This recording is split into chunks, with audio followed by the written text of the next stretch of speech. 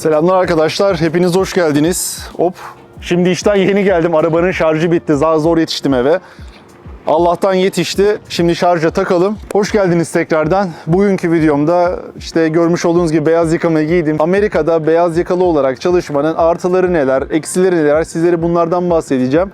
Bu arada şu an mahallede bir çalışma yapılıyor. Herhalde fiber optik çekiyorlar arkadaşlar. Benim evin interneti çok hızlı değildi. Umarım bu altyapı çalışmasından sonra iyi olur. Evin de değeri biraz da yükselir diye birazcık da seviniyorum. Evet, şimdi çok fazla ses sizleri rahatsız etmeden kısaca bir kendimden bahsedeyim arkadaşlar. Bu beyaz yaka muhabbeti nereden geliyor? Abi sen YouTuber değil misin? Beyaz yaka ne alaka falan diyebilirsiniz.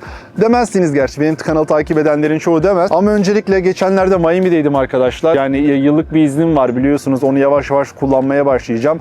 Haftaya da 2 haftalık iznim var. Sizlere bahsetmiş olduğum banka projesini bitirdik. Yani son bir yıldır bir bankayla çalışıyordum. Bu benim Amerika'da bitirmiş olduğum 2. banka projesi. Yani uzun yıllardır biliyorsunuz software tester olarak çalışıyorum. Ben bilmeyenler varsa beyaz yaka muhabbeti de oradan geliyor açıkçası. İşte bootcamp'e gittik. Oradan mezun olduk. Çalıştık, ettik. Aradan bayağı bir zaman geçti. İşimden memnunum. Yani tabii artıları var, eksileri var. Dediğim gibi bu videomda sizlere onlardan bahsedeceğim. Bu arada bunları anlatırken ben Türkiye'de hiçbir zaman beyaz yaka olarak çalışmadım arkadaşlar. Yani Türkiye ile karşılaştırma yapamayacağım. Çünkü ben Türkiye'de YouTuber'lık yapıyordum. Buraya geldim. Biliyorsunuz YouTuber'da kazanacağınız parayla Amerika'da geçinemiyorsunuz. Özellikle Türkçe içerik ürettiğiniz zaman geçinemiyorsunuz diyeyim. Yani İngilizce içerik üretirseniz tabii ki çok rahat yaşarsınız. Ama biliyorsunuz ben 10 sene önce bu kanalı kurduğumdan beri sürekli Türkçe içerik üretiyorum sizlere. Hatta son 2 haftada video çekemedim. Açıkçası içimden çok fazla video çekmek de gelmedi arkadaşlar. Yani bilmiyorum, biraz motivasyon kaybından dolayı mı, birazcık da böyle bazen kötü yorumlar geliyor. Onlar etkiliyor. İşler zaten çok yoğun. Dediğim gibi yeni bir banka projesini bitirdik. Yeni yıl başlıyor ve biter bitmez yeni bir banka daha bulundu arkadaşlar. Sizlere tabii hangi bankayla çalıştığımı falan söylemeyeceğim ama Amerika'da bulunan top 10'da bulunan 2-3 bankalardan bir tanesiyle ben şu ana kadar çalıştım. Şimdi yeni yıldan sonra da dediğim gibi yeni bir banka hemen buldular bana. Benim çalıştığım şirket danışmanlık şirketi arkadaşlar. Nasıl bir şirkette çalışıyorum? Atıyorum bir tane müşteri geliyor. Büyük bir banka olabilir bu. Herhangi bir marka da olabilir. Geliyor diyor ki bize 5 tane developer lazım. 5 tane frontend getir, 3 tane backend getir, 2 tane DevOps getir, 3 tane tester getir, bir tane automation engineer getir tarzında böyle, bir tane Scrum Master getir falan. Bir takım kurmamızı istiyorlar. Bizim şirkette diyor Okan bakıyor müsait mi? Gel abi diyor. Senin rezümene bakıyorlar. Daha önce yapmış olduğun çalışmalara bakıyorlar. Neleri biliyorsun, neler yapabilirsin falan. Zaten şirket beni uzun zamandır tanıdığı için arkadaşlar genelde 1 hafta, 2 hafta kadar bir iznim oluyor. Yani burada çalışmalar bayağı yoğunlaştı. Ben sizlere böyle maliyeyi göstererek falan video çekmek istiyordum ama büyük ihtimal içeriye geçeceğiz. Çok fazla ses gelecek. Aranızda internetten oyun oynayanlar varsa da yüksek hızda indirme falan yapanlar varsa arkadaşlar biliyorsunuz internet hızı çok önemli. Benim evin interneti çok hızlı değildi.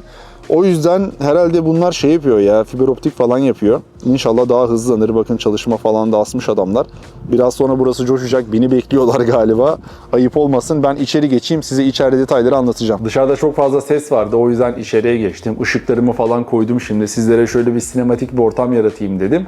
Her neyse arkadaşlar, beyaz yaka olarak çalışmanın artılarından bahsedeceğim şimdi sizlere. Öncelikle Türkiye'de benim yazılım mühendisi olan kuzenim var. Yaklaşık 8 yıldır yazılım mühendisliği yapıyor. O yüzden Türkiye'deki maaşları az çok biliyorum. Avrupa'da yaşayan arkadaşlarım var. Avrupa'daki maaşları da az çok biliyorum.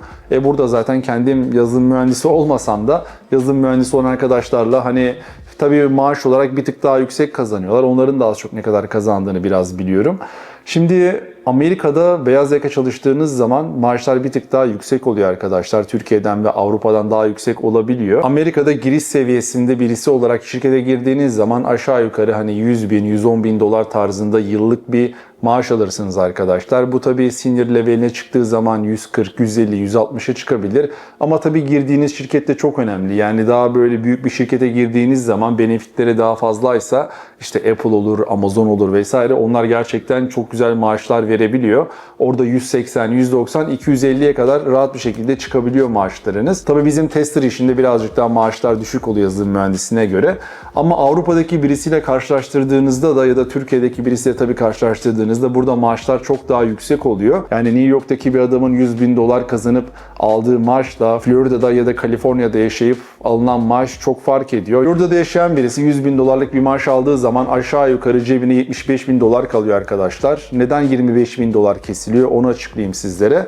401k var. Yani emeklilik için sizin maaşınızdan belli bir kesinti yapıyorlar. Emekli olduğunuzda o parayı kullanabiliyorsunuz.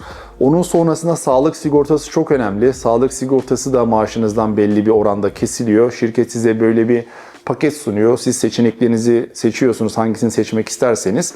O yüzden sağlık sigortası kesiliyor. Sonrasında dediğim gibi vergi kesiliyor. Bu vergi hem maaşınızdan kesiliyor hem de yıl sonunda vergi beyanı yaptığınız zaman yine aynı şekilde verginizi ödüyorsunuz. Yani bu 3 tane seçenek var. Bu 3 tane yaptığınız zaman 100 bin dolar olan maaşınız 75 bin dolara düşüyor arkadaşlar. Atıyorum Kaliforniya'ya giderseniz herhalde 65 bin dolara kadar düşüyor. Çünkü orada vergiler çok daha yüksek.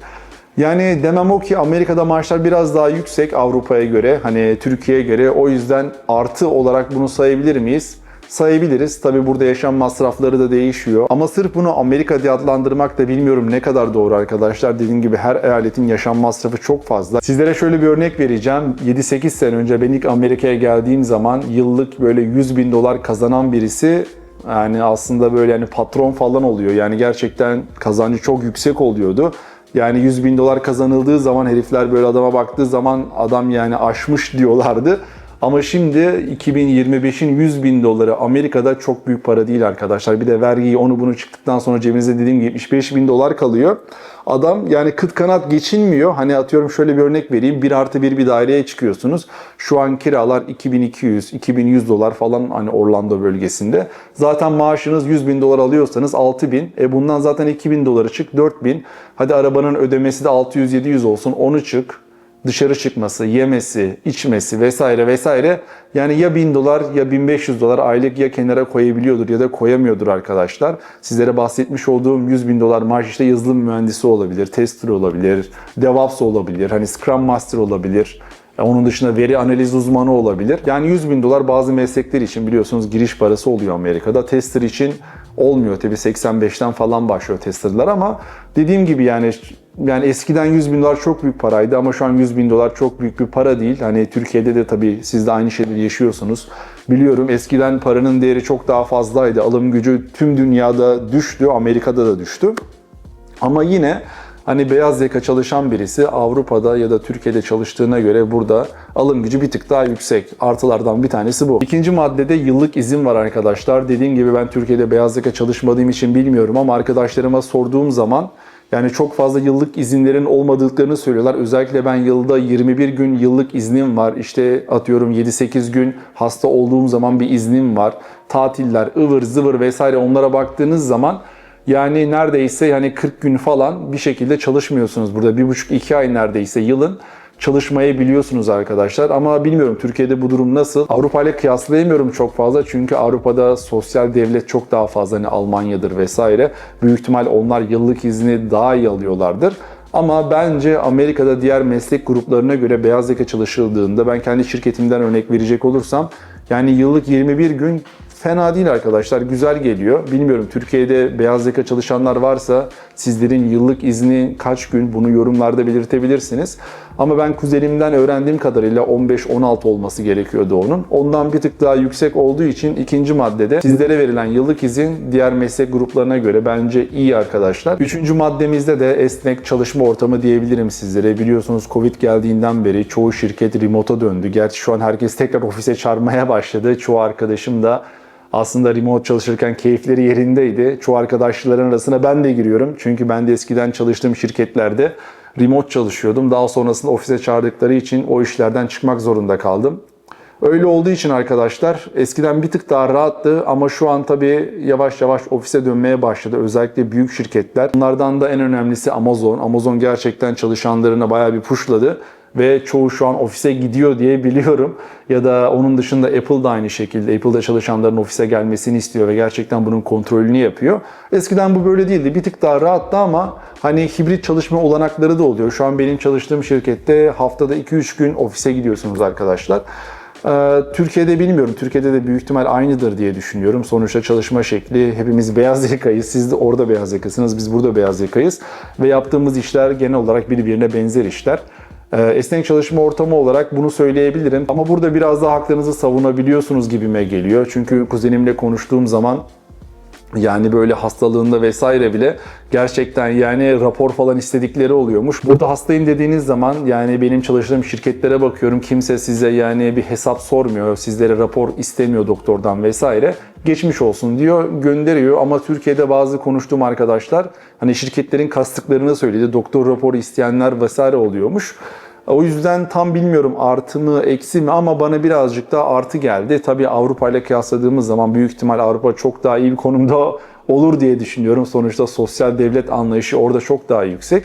Ama diğer işlere göre baktığınız zaman hani beyaz yaka çalışan birisiyle atıyorum başka işlerde çalışan birisi bir tık daha rahat oluyor. Yani hastayım dediğiniz zaman adamlar sizi hasta olarak kabul ediyor ve geçmiş olsun deyip sorgulamıyor açıkçası. Bir sonraki avantaj da yani Amerika'da yaşadığınız için aslında bu sadece beyaz yaka olarak değil, kültürel çeşitlilik arkadaşlar. Yani ben şu an çalıştığım şirkette Çinlilerle çalıştım, Hintlilerle çalıştım zaten. Yani Hintlerle çalıştım demeyeyim, %80'i %70'i zaten biliyorsunuz IT sektörü Hintliler oluyor. Onlarla çalıştım yani çok fazla milletle çalıştım. Yani çok fazla milletten insanla çalıştığınız zaman sonuçta gün içerisinde sadece iş konuşmuyorsunuz. Hani meeting'e girdiğiniz zaman ne yaptın, hafta sonu nasıl geçti, neler yapıyorsun, araba meetingine giden arkadaşlarım oluyor. Onlarla araba muhabbetleri yapıyorum. Yani böyle konuştuğunuz zaman onların kültürlerine ait çok daha fazla şey öğrenebiliyorsunuz. Ya da bir şirket yemeğine gittiğiniz zaman yani biz genelde tabii Hint yemeğine gidiyoruz. Hint yemeklerini falan öğreniyorum. Onun dışında Çinli arkadaşlar oluyor. Onların işte yemeklerine gidiyoruz. Onları deniyoruz. Bazen sıra bana geliyor. Herkesi ben Türk restoranına götürüyorum. Türk yemekleri yiyoruz. Yani böyle çeşitlilik birazcık daha fazla oluyor burada. Türkiye'de bilmiyorum bu kadar çeşitlilik var mı ama zannetmiyorum. Ya da Avrupa'da da bu kadar çeşitlilik olduğunu zannetmiyorum. Amerika'nın doğasından dolayı burada beyaz yaka olarak çalıştığınız zaman işte sohbeti açıyor. Ne yemek yersin, ne yapıyorsun, ne diyorsun dedikten sonra bir event oluyor. Adamlar sizi davet ediyor falan. Yani çok fazla kültürü görme şansına sahip olabiliyorsunuz. Bu da güzel bir avantaj. Son maddemizde de sosyal haklardan bahsedeceğim sizlere. Sizlere demiştim maaşınızdan 401k kesiliyor diye emeklilik planı. İşte atıyorum 60-65 yaşına falan geldiğiniz zaman sürekli maaşınızdan o kesilen parayı alabiliyorsunuz. Bir de bunlar biliyorsunuz yatırım olarak düşünebilirsiniz. Çünkü bunlar yatırılıyor. Özellikle Vanguard diye bir şirket var burada. Siz maaşınızdan kesilen parayı onlara veriyorsunuz. Onlar sizin bu kesilen parayla yatırımlar yapıyor. Hatta bazı şirketler de benim şirket mesela ben 200 koyuyorsam şirkette 100-150 falan koyuyor. Hani siz koyduğunuz kadar şirkette koyduğu zaman o para artmaya başlıyor ve yatırım olarak da yıllık atıyorum 4-5 sene çalıştığınız zaman şöyle bir 20 bin dolar kadar birikiyor arkadaşlar 401k'de. Tabii yani 60-65 yaşına kadar çalışırsanız bu şekilde parayı biriktirirseniz gerçekten güzel para birikiyor. Ama tabii bozarsanız paraya daha erken ihtiyacınız olursa bunun bir cezası oluyor. Bunların detaylarını çok fazla bilmiyorum. Türkiye'de nasıl ya da Avrupa'da nasıl? Bunları siz yazın eğer böyle bir haklar varsa. Bunlardan ben haberdar değilim. Dediğim gibi Türkiye'de çalışmadım ama Amerika'da böyle bir olay oluyor. Onun dışında sigorta olaylarından size bir örnek vereceğim. Bir kere ben Miami'ye gitmiştim. Doğum günü partisindeydim. Ne oldu? Partide ben düştüm, elimi kırdım arkadaşlar. Biliyorsunuz herkesin korkulu rüyası Amerika'da hastaneye gitmek. Burada gerçekten sigortanız yoksa hastaneye gittiğinizde adamı öttürüyorlar. O yüzden yani ben sigortasız bir şekilde yaklaşık 200 sene gezmiştim. Hani ilk geldiğim zamanlarda falan. Ama sonrasında işte bu tarz işlere girdikten sonra sağlık sigortasını da Allah'tan o sene en iyi sigortayı seçmiştim.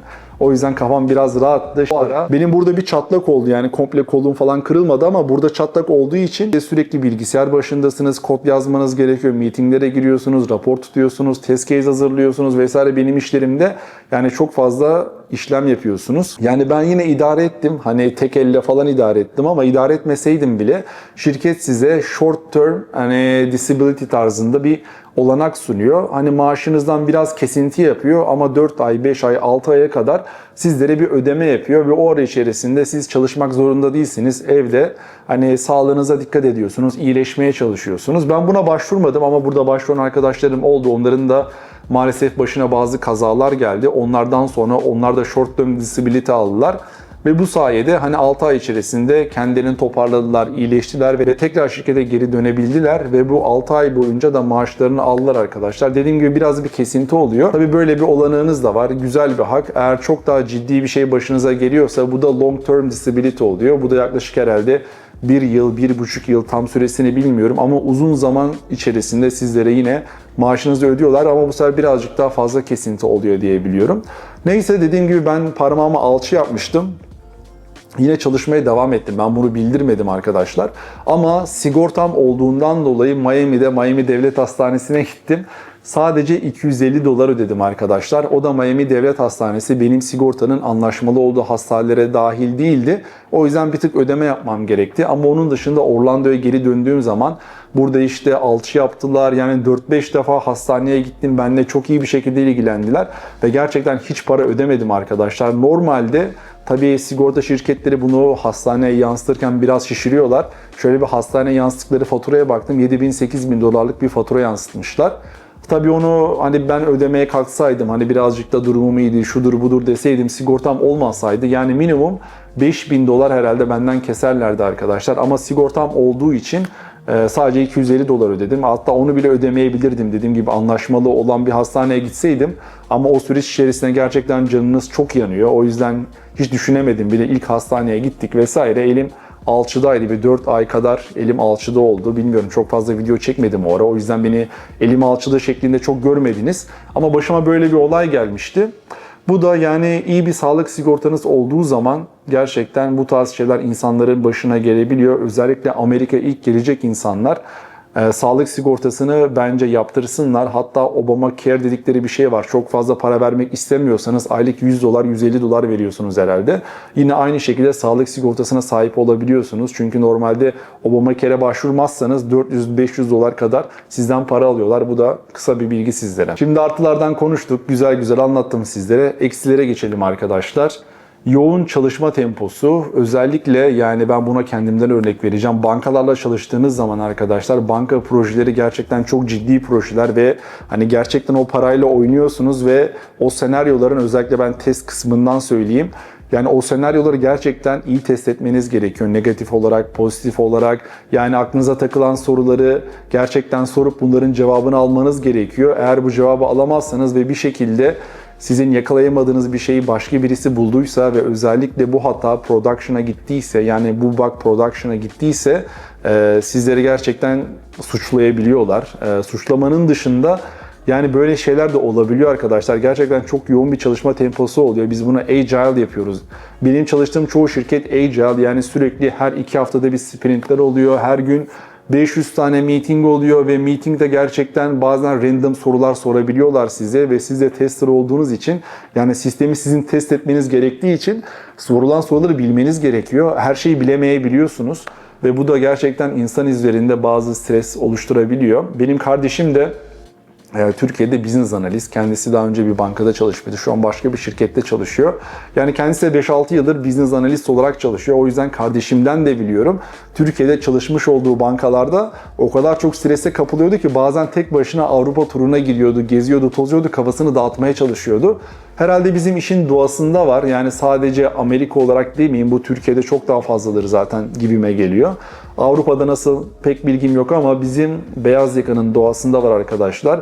Bazen projenin yoğunluğuna göre çok yoğun olmayabiliyor ama bazen o kadar yoğun oluyor ki nefes alamıyorsunuz ve o sorulara cevap verebilmeniz için gerçekten hazır olmanız gerekiyor. Yani meetinglerde not tutmanız gerekiyor vesaire vesaire. Bu işin doğasından kaynaklı olan bir şey olduğundan dolayı buna ben eksi dedim. Sadece Amerika için olmadığını düşünüyorum. Yorum kısmında belirtirsiniz. Sizin bulunmuş olduğunuz projelerde böyle bazen çok yoğunluk oluyor mu? Kafanızı dağıtmak için sağa sola gitme ihtiyacı hissediyor musunuz? Yazın abi, benim bulunduğum projelerde oluyor. Özellikle bankalarla çalışıyorsanız çok fazla oluyor arkadaşlar.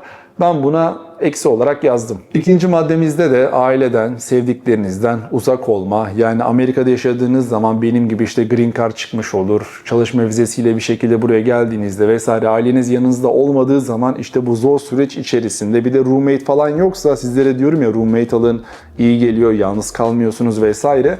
Abi bu zaman içerisinde tek başınıza kaldığınız zaman o stres size öyle bir geliyor ki gerçekten çok kötü hissetmeye başlıyorsunuz. Ama aile bireylerinizden biri olursa, atıyorum anneniz olsa, oğlum takma kafaya der, bir yemek yapar, bir sütlaç yapar. Ben sütlacı çok seviyorum mesela. Şimdi annem burada olsaydı bir sütlaç yapsaydı çok hoşuma giderdi açıkçası.